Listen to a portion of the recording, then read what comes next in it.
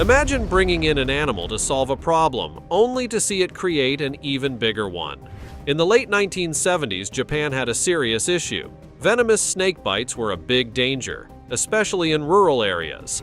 Hoping to fix this, they introduced mongooses, thinking they would control the snake population and save lives. But over the next 25 years, something unexpected happened. Instead of solving the problem, Japan found itself facing an even bigger environmental mess. This is the surprising story of how one decision led to a new problem and the hard work it took to set things right.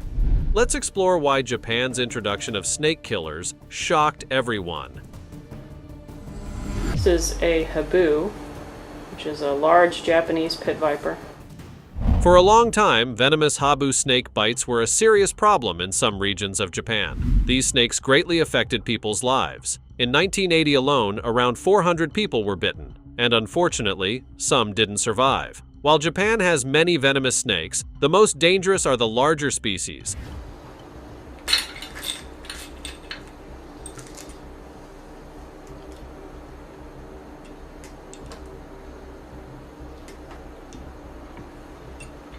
Like the habu and their relatives, the eastern pit vipers. These snakes belong to the same family as rattlesnakes and puff adders, and their distant cousins include coral snakes and cobras. So you can imagine the challenge the Japanese faced, and it happened quite frequently. With such dangerous snakes living nearby, people were constantly at risk of being bitten, making these venomous snakes a serious concern for many years. Before we move further, recently, an image has gone viral, showing nearly 100 rats climbing a mountain. This sight is quite concerning, yet the exact location remains unconfirmed. I'd love to hear your thoughts on this phenomenon. Please share your comments below. The bites from habu snakes were very serious because, for a long time, there was no antidote. Even after one was developed, it was hard to access. The antidote came in liquid form, which meant it couldn't be stored in rural areas that lacked electricity or proper storage facilities. Unfortunately, most snake bites happened in those rural areas. Setting up power lines took a long time and cost a lot of money, and creating a new antidote seemed just as challenging, if it was even possible. This made it even more difficult for people to get the help they needed after a snake bite. Japan eventually came up with what seemed like a brilliant idea. Bring in an animal that eats snakes and is immune to their venom. Of course, like many plans, things didn't go quite as expected. But don't worry, they've got it all under control now. So grab a cup of coffee, and here's a little reminder to hit that like button before we dive into this story. You have probably guessed which animal we are talking about: the mongooses. In 1979, around 30 small Indian mongooses were brought to Amami Oshima Island to help with local problems. They were not only meant to control the habu snake population, but also to reduce the number of rats as an added benefit. Mongooses naturally live in countries like India, Bangladesh, Bhutan, Nepal, and Pakistan, so Japan's wildlife was not prepared for these unexpected newcomers. Their arrival changed the balance of the local ecosystem in ways that no one had anticipated. By 1993, the mongoose population on Amami Oshima Island had grown significantly, and the Ministry of the Environment became worried. It's easy to see why officials were concerned, as the mongoose numbers skyrocketed to about 10,000 by the year 2000. Did the habu snake population decrease? Technically, yes, but not because of the mongooses. Despite the initial hopes for their success, these mongooses showed little interest in hunting the venomous habu snakes. Instead, they focused on easier prey, which meant that the original problem of snake bites remained a challenge for the local community. At first, mongooses looked like the perfect solution for dealing with snakes. They're known for being fast and agile, making them great hunters, especially against cobras, which are related to the habu. Another advantage is that mongooses have special receptors that help them resist cobra venom, meaning they can survive bites that would be deadly for most other animals. Plus, evolution has given them quick reflexes and sharp teeth, making them effective at delivering fatal bites to snakes. In theory, mongooses seemed like the best choice for controlling the snake population and keeping the area safe from snake bites. But there was a problem. Mongooses are active during the day, while the habu snakes are nocturnal, meaning they don't often cross paths. Even when they did meet, mongooses still weren't very effective at hunting snakes. Snakes can be tricky to catch, and going after them requires a lot of effort. Why bother when there's plenty of easier food around like mice and rabbits? It's like choosing between a difficult gourmet meal and fast food. Except the gourmet meal can fight back. So, despite their skills as snake hunters, mongooses turned out to be completely useless for the job they were brought in to do. Meanwhile, mongooses were very successful at breeding. By the year 2000, the Japanese government started a program to reduce their population. Since then, about 32,000 mongooses have been captured. The last recorded capture happened in April 2018, and there have been no new cases reported since then. This led experts to declare that the mongoose population on Amami Oshima had been completely eradicated. The Ministry of the Environment announced this success with excitement, even though the mongooses probably wouldn't share in that joy. But how did Japan manage to get rid of the invasive mongooses? The journey wasn't easy. At first, traps were set up along the roads, but they didn't work well because they rarely attracted the mongooses. It soon became clear that a more thorough strategy was needed. Eventually, they began using specially designed traps, toxic bait, and attractants, substances that lure animals with their smell. They also used different monitoring techniques, including search dogs. This multifaceted approach proved to be effective and made a big difference in controlling the mongoose population. On a graph showing the mongoose population, the line illustrates the decline in numbers, while the bars indicate the increasing number of traps set. These new traps were specially designed for mongooses, ensuring that other animals wouldn't get caught. Local civilians also played a crucial role in this effort. Since 2005, teams of mongoose hunters, made up of locals and volunteers, have been roaming the forests and mountains, dedicating countless hours to trapping mongooses. Their hard work has significantly contributed to the success of the eradication program. Some people might wonder why all this effort was needed. Couldn't they have just left the mongooses alone? Sure, they weren't native to the island, but was it really necessary to go to such lengths to get rid of them? The answer is yes. Instead of helping control the snake population as hoped, the mongooses began preying on the island's native species, including the Amami rabbit and other local animals. Amami Oshima is a subtropical island and a UNESCO World Heritage Site, which means it is home to many rare and vulnerable species. The mongooses specifically targeted the Amami rabbit, which is now endangered. This made removing the mongooses not just necessary, but crucial for preserving the island's unique ecosystem. These Amami rabbits are often called living fossils, because they are the last survivors of an ancient species of Asian rabbits. Long ago, these rabbits roamed the mainland, but now they exist only on 2 small islands. Sadly, the mongooses have drastically reduced their chances of survival. Mongooses have also severely impacted the populations of ryukyu rats, which are now at risk of extinction. In total, about 15 native species have been harmed by the introduction of mongooses, which were originally brought in with good intentions.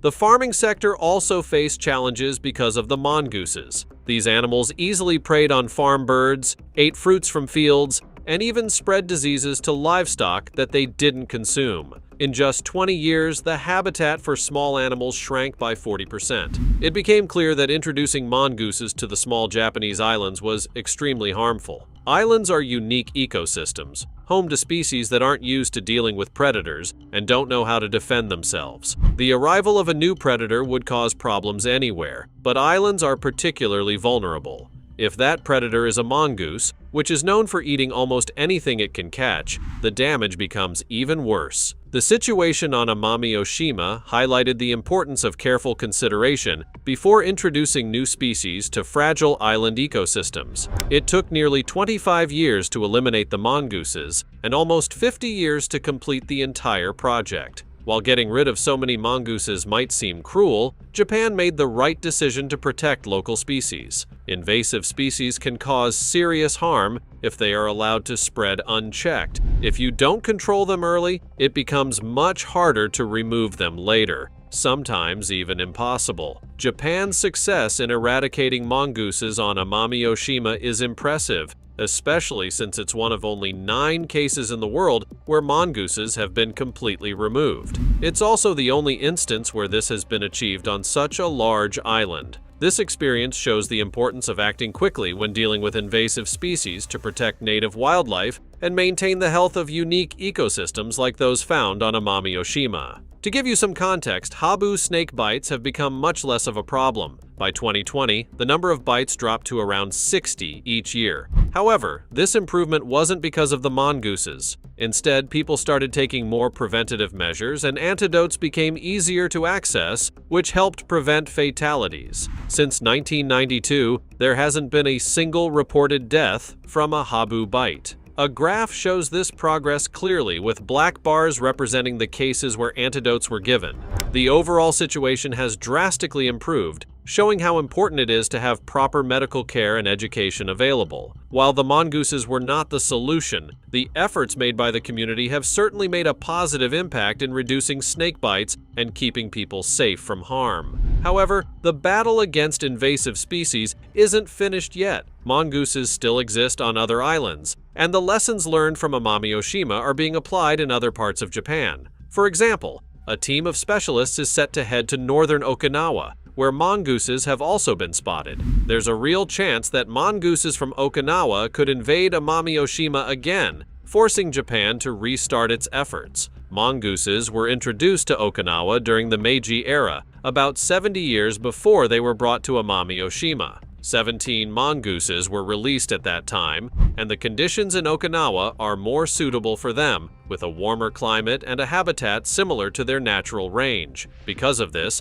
the birth and survival rates of mongooses are higher in Okinawa, making the situation more challenging for conservation efforts in Japan. For now, the mongoose population in northern Okinawa is being controlled, but in the central and southern parts, they continue to thrive. Fences have been set up in Okinawa to prevent mongooses from spreading, and they seem to be effective. The fences aren't very tall, but they have an L shape at the bottom to stop mongooses from digging under them, and mongooses typically don't climb over them. However, similar to Amami Oshima, the survival of 3 endemic bird species on Okinawa now depends on controlling the mongoose population. If the story of bringing mongooses to control pests sounds familiar, you're right. Japan isn't the first country to try something called biological control. There's even a whole field of science dedicated to this method, which involves using one species to control another. Typically, when people attempt biological control, they start by researching the pest and its natural predator. Then, they do even more research to see if introducing the predator could harm other species in the area. Only after all these thorough studies do they usually release the predator to do its job. People have been practicing biological control for a long time, and often with success. A famous example is farmers using predatory insects to protect their fruit trees and gardens. While this method can be effective, it's important to approach it carefully to avoid unintended consequences, as seen in the case of the mongooses in Japan. What about the mongoose? The small Asian mongoose has been introduced to places like Cuba, Croatia, Jamaica, Haiti, Puerto Rico, the Lesser Antilles, Belize, Honduras, Panama, and several other countries. In many cases, the introductions worked out well. However, Hawaii decided to give it a try in the 1800s. At that time, Hawaii's most valuable crop was sugarcane, and the plan was to use mongooses to help control the rat population that was damaging the sugarcane fields. From the mid-1800s to the mid-1900s, Hawaiian sugar plantations faced a big problem with rats that loved to chew on sweet sugarcane stalks. The rats caused a lot of damage, and plantation owners were desperate for a solution. In 1872, these planters found an article about how Caribbean sugar producers used mongooses to control their rat problem. The idea seemed simple: bring mongooses from India to eat the rats, and everything would be fixed. So, in the 1880s, Hawaiian planters imported 72 mongooses from Jamaica to the Big Island. Their offspring were later sent to plantations on other islands, including Maui, Molokai, and Oahu, hoping to solve the rat issue once and for all. Even back then, some people on the Big Island were skeptical about the mongoose plan. They thought more research was needed to see how the animals did in the Caribbean before bringing them to Hawaii. Unfortunately, no one listened to these skeptics, and soon the plan's major flaw became clear. Rats are nocturnal, meaning they are active only at night, while mongooses are active during the day. This meant they rarely crossed paths. Instead of solving the rat problem, the mongooses began to prey on native Hawaiian species, especially birds and turtles. The eggs of these animals were easy targets, and the situation started to worsen. What was supposed to help ended up creating new challenges for Hawaii's unique wildlife. The situation worsened as native species were wiped out. The government eventually put up barriers to keep mongooses out of nature reserves, but it seemed Hawaii had missed the chance to act. Today, controlling the mongoose population has become very difficult, almost impossible. The mongooses are responsible for the extinction of at least 8 native bird species in Hawaii,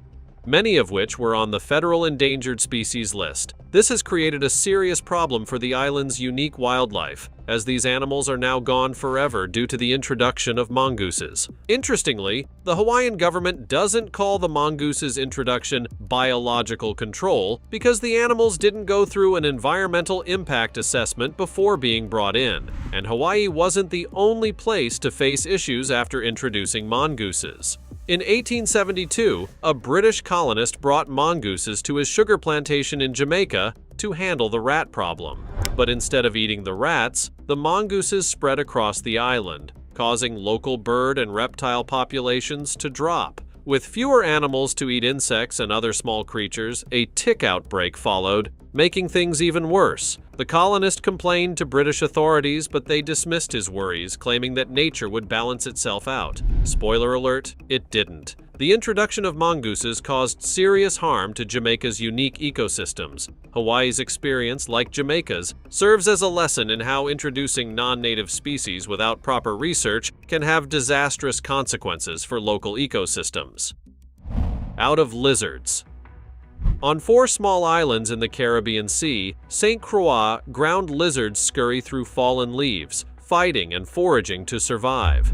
Sadly, these lizards were completely wiped out on the island they were named after, St. Croix, because of 2 major threats: the introduction of hungry mongooses and land redevelopment. On 2 neighboring coastal islands, only about 400 lizards remained, the lucky ones that escaped being eaten. Luckily, people raised the alarm in time. Conservation efforts began, and the lizards were moved to safer areas. Thanks to these efforts, their population has now grown to nearly 3,000 individuals. Scientists are working hard not just to prevent their extinction, but also to return these resilient lizards to their namesake island, giving them a chance to reclaim their original home. This work is essential for preserving the unique wildlife of the Caribbean and ensuring the survival of these special lizards. A 4,000-year-old idea. In a recent study of 4,000-year-old tombs in Egypt, researchers found a fascinating drawing showing a person leading an animal that looks like a mongoose on a leash. This is the only image of its kind discovered in Egyptian art, and it clearly shows both a collar and a leash.